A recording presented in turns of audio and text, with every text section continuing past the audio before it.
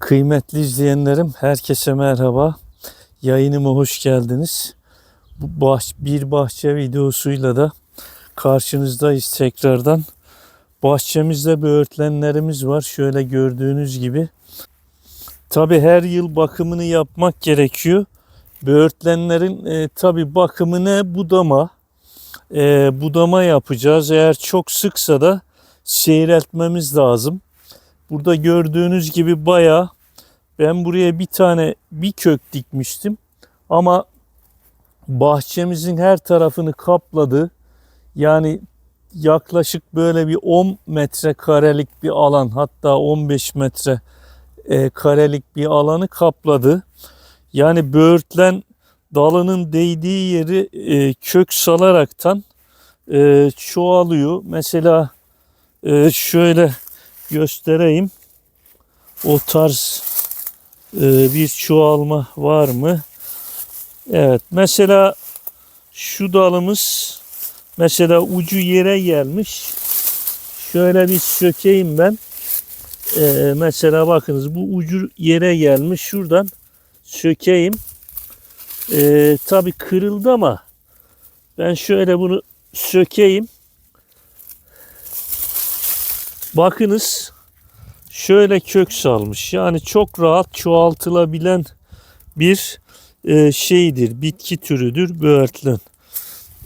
Şimdi tabi lafı uzatmadan budamamıza geçelim. Tabi bunları gençleştirmek lazım. Şimdi mesela şu şeyleri kararmış, sararmış dalları keseceğiz. Böyle kurumuş dalları ayıklayacağız.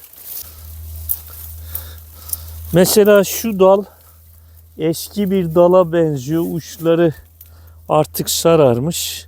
Yani böğürtlen genelde bir yıllık dallardan meyve verir. Bunu alacağız. Evet, bunu kestik. Dur. Şöyle bunu bir alalım. Buralar açılsın. Yine şunların ucunu da alalım ki yani bunları keserken de şöyle sürgün yerinin hemen dibinden kesiyoruz. Eğer ki şöyle ortadan kessek yani şuralara su gelemeyecektir. Göz olmadığı için burada.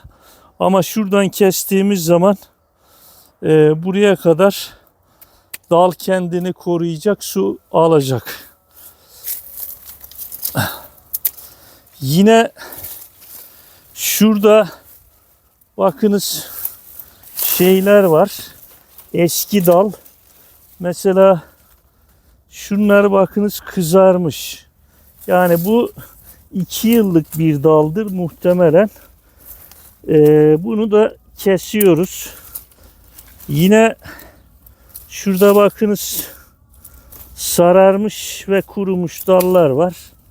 Bunları da buradan aldığımız zaman hem burası da ferahlamış. Şu da şuradan darbe yemiş.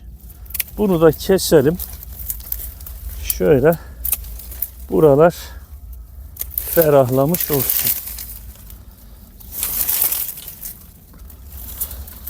Yani böğürtlende bir yıllık geçen seneki dalları bırakıyoruz. Diğerlerini kesiyoruz. Onu da nereden anlıyoruz? Renginden. Yani koyu yeşilse rengi o geçen seneki daldır. Yani ondan meyve alabiliriz. Şöyle şunların da uçlarını alabiliriz. Evet. Mesela şurada kurumuş dallar görüyoruz. Bunları şöyle alalım. Evet, şu da yine kurumuş dallar var. Böğürtlende de kurumuş zayıf dalları çıkarıyoruz.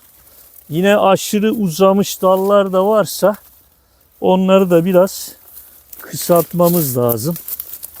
Evet, şurada da yine bayağı bir dallar çıkmış. Şöyle şunların ucunu keselim. Şunu keselim. Bunlar genç ama sık. Şöyle bunu biraz seyreltelim bunları. Evet. Şunu da alayım. Şu da kırılmış buradan. Bu da zarar görmüş. Evet, şuralar karışık duruyor. Tabi bura cevizin altı. Evet, bu kurumuş dalları buralardan temizlememiz lazım. Yine şurada bakın, şu dalda kurumaya yüz tutmuş. Evet. Şöyle yine bunları da şöyle buradan alıyoruz. Mesela şurada sararmış kökü bir dal var. Yaprakları da sarı, gür değil. İnce ama bunun da yani eski olduğunu düşünüyorum. Yani bu kaliteli bir dal değil. Yani muhtemelen ikinci yılı. Yani 2 yıl dolmuş. Geçen seneki değil de bir önceki dal. Onu da kesiyoruz. Mesela şu dalın da kökü eski gibi duruyor ama şuradan yukarısı yeşil. Şu da bakınız kötü olmuş. Şöyle görüyorsunuz. Hasta olmuş olabilir. Bunu da buradan kesip uzaklaştıralım. Bakınız hastalık olmuş. Bunların ilaçlanması da lazım. Tabi bordo bulamacı ve gülleci bulamacı uygulayacağız. Baharla birlikte tabi şeyler de uyanıyor. Böcekler sıcakla, nemle birlikte. Kıymetli izleyenlerim, şimdi eğer bunu çoğaltmak istiyorsak, şimdi ben şuradan örnek bir dal aldım. Bunu şöyle bir toprakta gösterelim. Şimdi mesela bunu şöyle keselim. Bundan kaç tane misal çoğaltmak istiyoruz.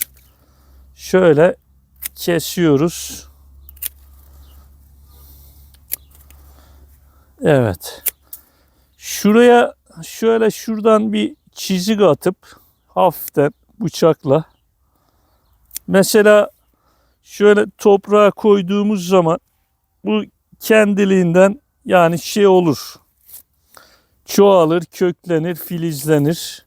Şu tabi yaprakları kesiyoruz, su kaybı olmasın.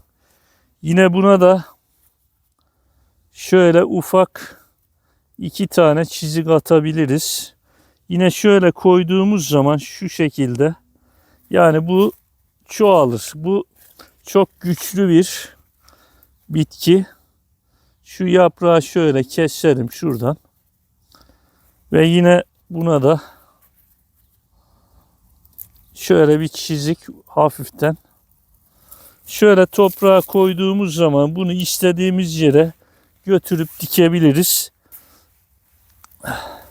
Yine eğer yani şu şekilde de çoğaltabiliriz. Şöyle yaklaşık bir 20 santim keselim. Şöyle yani 3 göz, şöyle gözün az yukarısından kesiyoruz çoğaltmak için 3 göz. Evet, yine şöyle 1, 2, 3 şuradan kesebiliriz. Evet, şunu şöyle keselim. Yine şuraya da hafif bir çizik. Şöyle. Yönüne tabi dikkat ediyoruz. Evet. Şu yaprakları alalım şöyle. Bunun yönü şöyle galiba. Evet. Yani şu şekilde de şöyle toprağa diktiğimiz zaman da bunlar çok rahat filizlenir. Yani bir kaba dikersiniz, plastik kaba. Orada köklendirir, sonra istediğiniz yere e, dikebilirsiniz. Tabii e, bunu yapmak için, köklendirmek için öyle asittir, ne bileyim başka şeylere gerek yok. Ya normal toprakta bu rahatlıkla çimlenir, çoğaltabiliriz. Kısaca özetleyecek olursak böğürtlen budamada yani eski dalları kesiyoruz. Yani bir yıllık dalları bırakıyoruz. Onun dışındaki dalları kesiyoruz. Yine sıksa seyreltiyoruz. Yani bir yıllık dallar da sıksa onları da seyreltelim. Bu böğürtlen budaması bu şekilde. Tabii bu bakımı her yıl yapmamız gerekiyor. Bugünkü paylaşımımız bu kadar. Bir sonraki paylaşımda görüşmek üzere. Hoşça kalın.